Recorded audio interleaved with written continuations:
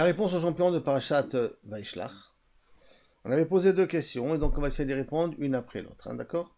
Première question, on avait demandé qu'est-ce qu'il y a de spécial dans la différence entre les Bnei Shfachot qui ne se sont pas prosternés et d'une certaine manière que Yosef, lui, il a pris le devant et il a pris les tuteurs sur sa mère et il en a empêché qu'Aviachol Esav de regarder sa mère ou d'avoir une avamina, il était même prêt à frapper Esav si besoin il est. Et j'ai dit, oui, Le David. passage qui dit que les Shfachot, elles se sont approchées avec leurs enfants. Jusqu'à Oui, la fin, c'est dit Vatishta Ravena. Baptiste Chavena, mais là, qu'est-ce qui se prosterne? Que les Shfachot, pas les enfants, d'où je sais, c'est que dans Vatigash Lea Vialdea, Vaishtachavu. Là, on dit bien les deux en même temps. Ouais, il y avait le problème de grammaire, ouais. On a un problème de grammaire. Et c'est pour ça que le Dad Zekenim, il vient, je vous ai dit de voir le Dad Zekenim, il vient dire le Dad Zekenim que Kaviachol, les enfants n'ont pas voulu se prosterner. Et pourquoi ils n'ont pas voulu se prosterner? Ils avaient honte. Leur mère, elle est pas comme Chouva. Ouais, notre mère, elle peut se prosterner, elle est pas. Mais nous, on est Chashouvim. Qu'est-ce qu'on peut comprendre de cela? Pourquoi cette différence-là? Et là, il y a ici une vision psychologique de ce qui se passe chez un être humain. Un être humain est composé de midot. Simplement, il y a deux types de midot. Il y a des midot qui sont, on est né avec. Il y a des midot qu'on acquiert à cause de la sviva, à cause du milieu ambiant. Maintenant, il y a un effet psychologique. Quand quelqu'un il rentre dans un cercle, il veut qu'il soit accepté par le cercle en question. Et pour être accepté, alors il fait toujours des excès de zèle pour que les gens autour de lui le respectent et l'acceptent dans leur milieu. Comme par exemple des fois un converti. Un converti, quand il se convertit, un bon converti, il est plus extrémiste qu'un religieux normal. Pourquoi? Parce qu'il a besoin que les autres, l'âme Israël, soit Mekabel auto. Donc il est obligé de faire pâte blanche et blanche entière. Et donc il a toujours un complexe, est-ce que je suis bien, Et en dépensant est-ce que je suis bien, il fait toujours plus que la normale. On a revu ça, le Mechila Damessa comme un exemple, avec les élections de Trump. Trump, il a été élu dans certains départements, même par des Afro-Américains. Alors que théoriquement, il a critiqué les Afro-Américains. Mais la jeunesse afro-américaine a préféré voter pour Trump que pour voter pour Biden. Pourquoi? Parce que Trump représente l'Américain, le vrai Américain. Et eux, ils veulent qu'on les considère comme de vrais Américains. Par conséquent, les enfants des Shfachot, qui ont un complexe d'infériorité à cause de leur mère, ont besoin d'avoir un comportement excessif, exagéré, de dire moi je me rabaisse pas devant Esav, alors que leur père s'est rabaissé. Leur père s'est rabaissé, leur père s'est prosterné devant Esav. Mais ils disent non mais c'est pas Mechoubad, ma putain, nous on est les enfants de Yaakov. Lui il est là pour nous protéger. Yaakov il a fait nous protéger. Mais nous, ma putain on vient me protéger. Moi je suis quelqu'un de Trachouv. Ma mère qu'elle a qu'à se protéger parce qu'elle est une chifra. Mais moi, ma putain. Ça vient du complexe d'infériorité qu'ont eu les Bnei Shfachot, qui ont eu besoin de combler ça par autre chose. Par contre, Yosef, ce petit bambin-là, entre 3 et 7 ans, qui est capable de savoir que sa mère, elle est belle, et de savoir qu'attention, Esav, toi, tu as des yeux qui sont pas propres, hein, et je vais me tenir de devant toi. C'est quoi ça? Ça, c'est des midot qui sont nés avec. C'est une mida que Yosef a eue à la naissance. Et pourquoi Yosef a besoin d'avoir ces midot-là à la naissance? Parce que Yosef, c'est l'antithèse de Esav. D'ailleurs, c'est le seul qui est presque confronté à Esav. Dès le bas âge, il a en lui les gènes de la confrontation contre Esav. Et comment est cette confrontation contre Esav? Premièrement, Esav, c'est la matérialité, donc il a besoin de connaître la matérialité à bien, et donc c'est quelqu'un qui connaît qu'est-ce que c'est la beauté. Et deuxièmement, plus que ça, il savait attraper les femmes, comme on a vu dans les parachutes précédentes là-bas, qui savaient prendre les femmes de leur mari, parce qu'eux, ils savaient comment les... Donc il sait qu'est-ce que c'est la beauté. Et d'un autre côté, Esav, c'est la force et l'agressivité. Et il nous faut quelqu'un qui ça, c'est agressif aussi. C'est un Yosef qui sait être agressif. Et le troisième élément, Esav, c'est celui qui sait construire. Et Yosef, il sait gérer l'économie égyptienne. Pour que tout ce qu'Esav fait dans le négatif, il faut que Yosef fasse dans le positif. Donc il faut qu'il ait les mêmes éléments que Esav. Mais ça, c'est une mida qui est née avec. Alors si c'est une mida qui est née avec, comment c'est possible que Rashi nous dit après, grâce à ça, il a été zoché les birkat ale'aim? Il n'a pas travaillé pour avoir cette mida-là. Et là, c'était quelque chose de inné en lui. C'est vrai. Simplement, il y a un clan. On a des choses qui sont innées en nous. La question, elle est, est-ce qu'on les utilise ou on ne les utilise pas? On a Kosh Baruch Hu nous donne des kochot. Et des fois, malheureusement, ces corottes-là, on ne veut pas les utiliser.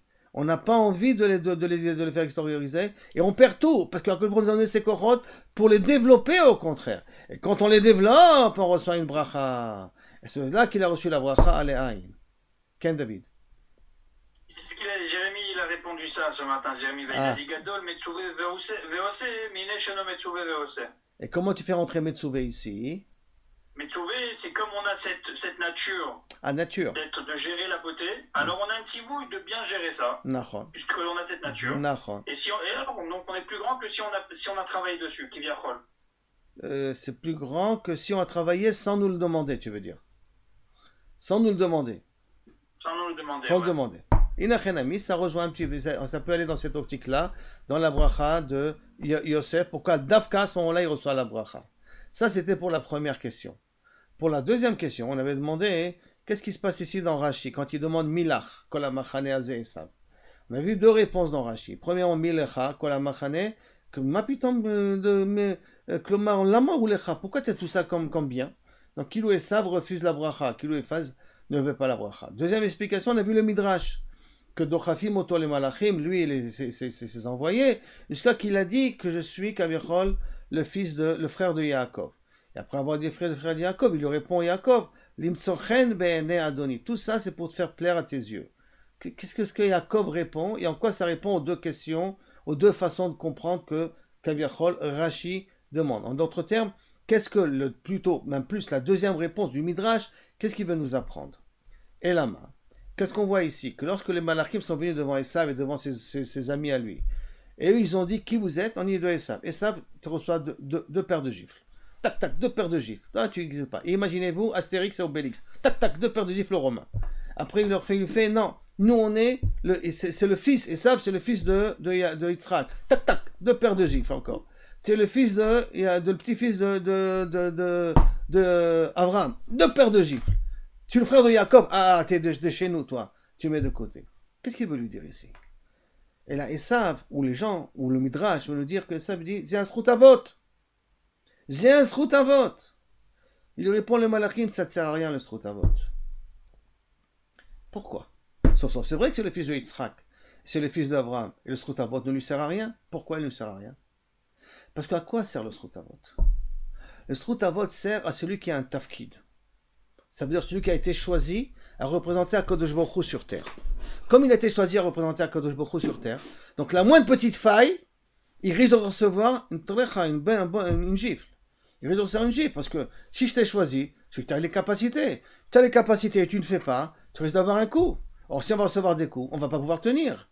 C'est pour ça que celui qui a un tafkid, il a besoin d'avoir le srout à vote pour le protéger. Mais toi, Esav, tu crois que tu as un tafkid? Tu n'as pas de tafkid, toi. Donc, tu n'as pas le srout à vote. Donc, ni toi, ni ton srout à toi, ni le srout de ton père, ni le srout de ton grand-père ne peut t'aider. Parce que le srout à vote n'est pas fait pour quelqu'un qui n'a pas de tafkidim. Après, quand il dit « je suis le frère de Yaakov », ça c'est différent. Pourquoi? Parce que quelle est la bracha qu'a reçu Esav? Qu'a reçu, excusez-moi, Yaakov? Il a reçu la bracha que tu gouverneras et ton grand frère sera sous ta responsabilité, que ton frère te servira. Ça veut dire que toute l'existence de Esav est dépendante de Yaakov. Et comme elle est dépendante de Yaakov, quand tu es le frère de Yaakov, alors j'arrête de te donner des coups. Ça veut dire que si tu acceptes d'être sous la tutelle de Yaakov, et Yaakov il a un tafkid, tu acceptes d'être sous la tutelle, à ce moment-là ta vie elle sera facile. Si tu n'acceptes pas la tutelle de Yaakov, alors tu n'as aucun scrupule, tu vas recevoir des gifles matin, midi et soir. Si tu acceptes d'être sous Yaakov, alors à ce moment-là, tu auras une raison d'exister. Et c'est pour ça qu'Yitzhak a dit indirectement à Esav, après quand il le bénit, et si Yaakov ne fait pas son travail, alors tu te libères du joug de Yaakov. Pourquoi? Parce que si Yaakov descend, qu'est-ce qui se passe à Esav? Il descend lui aussi. Alors là, Yaakov lui a donné la permission de se libérer. Mais si Yaakov monte, tu as tout intérêt à accepter d'être sous sa tutelle. Parce que quand tu seras sous sa tutelle, tout ira bien pour toi. Et regardez du point de vue historique, où il y avait des juifs qui sont entrés dans des pays, l'économie a marché. Les juifs ont quitté le pays, comme en Espagne après l'exil de l'Espagne, l'économie espagnole a commencé à tomber. Où il y a des juifs, il y a la bracha là-bas. Pourquoi? Parce que si Esav accepte la tutelle de Yaakov, accepte de faire rentrer Yaakov chez lui, donc rentrer dans le sens, il le reçoit, il accepte, il ne le veut pas, alors il y a la bracha qui peut exister. Et c'est ça que les malachim ont voulu faire comprendre à Esav. Sache que toute ton existence, Zchut Avot, tu as pas, mais tu peux l'avoir à travers Yaakov. Tu peux vivre une vie normale à travers Yaakov. Pourquoi c'est si important? Et c'est ça que d'ailleurs lui répond après Yaakov. Limtsochen be'ene Adoni, c'est dans ton intérêt. Sache qu'une chose, tout ça c'est pour toi, pour que tu comprennes. Donc quand tu dis Milach, quand tu lui as posé la question, qu'est-ce que c'est tout ça? Comment tu as oulecha? Il dit c'est ton intérêt. Si moi j'ai, toi tu as. Si moi je réussis, toi tu réussis. Ça c'est la première réponse de Rashi. Deuxième réponse de Rashi, sache dans ta vie, t'as pas de Zchut Avot. Donc tu risques de recevoir des gifs matin, midi et soir pour les bêtises que tu fais. Tu veux avoir un Zchut Avot, tu ne peux pas l'avoir, tu peux l'avoir qu'à travers moi. Donc, Be'ene Adoni, tout ce que je t'ai envoyé, les malachim, c'est pour que tu comprennes. C'est pour que je cherche que ton intérêt, toi et ça. Ils me sont traînés, Be'ene Adoni. Pour que tu puisses, toi, gagner dans l'affaire. Et pourquoi c'est important toute cette histoire-là? Parce que c'est le début d'un essai d'être metaken, le chet hamekori. Il y a deux chet mekori. Il y a le chet hamekori de Adam Arishon, et il y a ce chet là qui aurait pu être réparé si Caïn n'aurait pas tué Evel. Le Bechor qu'a tué le cadet. Ou le Benjamin, je ne sais pas comment ça marche, Benjamin je crois. Et ça, que le Bechor tue, parce que le Bechor refuse que le petit soit mieux que lui. Si le Bechor accepte que celui qui est plus petit que lui, s'il a les capacités, mérite d'être au-dessus de sa tête, donc on est metaken le chet de Caïn ve Evel. Et que ça devrait commencer avec qui? Avec Yaakov et Esav. Si Esav accepte comme Antoninos ve Rebi, Bassof Esav se convertira. Comme Antoninos, Bassof se convertit. Et là, à ce moment-là, le grand accepte d'être sous la responsabilité du petit. Malheureusement, Esav, ça prendra du temps pour qu'il accepte. Bien que dans le monde, c'est Esav, c'est celui qui se convertit le plus. Mais ça prendra du temps pour qu'il accepte. Où va véritablement commencer le travail? Ça aurait dû commencer le travail avec Yehuda et Yosef. Ça n'a pas trop réussi. Avec Mashiach, ça réussira. Mais celui qui a vraiment fait le travail, c'est Ephraim ou Menaché. Et le deuxième, c'est Moshe et Aaron. Si vous remarquez, dans ces deux exemples-là, nous sommes dans des situations où l'aîné accepte que le petit soit plus grand que lui. Ephraim ou Menaché est plus petit que Ephraim, et il accepte que Ephraim reçoit la bracha à la place de Menaché. Et c'est pour ça que Yosef le fait aussi indirectement pour commencer le tikkun. Et ça arrive à son apothéose essentiellement quand? Ça arrive avec Moshe et Aaron. Moshe le petit, le Mashiach, et Aaron le grand, il accepte d'être sous la tutelle de Moshe. Quand est-ce que ça sera Metouka les Gamré? Quand le Mashiach ben Yosef accepte le Mashiach ben David. Ça veut dire, pour l'instant, il faut que le Mashiach ben David accepte le Mashiach ben Yosef. Ce qu'aurait dû être pendant l'histoire, ça ne s'est pas fait. On a la galoute. Plus tard, ça se remettra après en place, que chacun retrouvera sa place. Et c'est pour ça que la deuxième explication vient nous apprendre exactement à quoi sert le Zchut Avot. Et nous apprendre qu'en fin de compte, tout ça, c'est pour l'intérêt de Esav qui peut que gagner dans l'affaire, s'il accepte de jouer son rôle. S'il n'accepte pas de jouer son rôle, alors il va recevoir des baffes tout le temps de sa vie.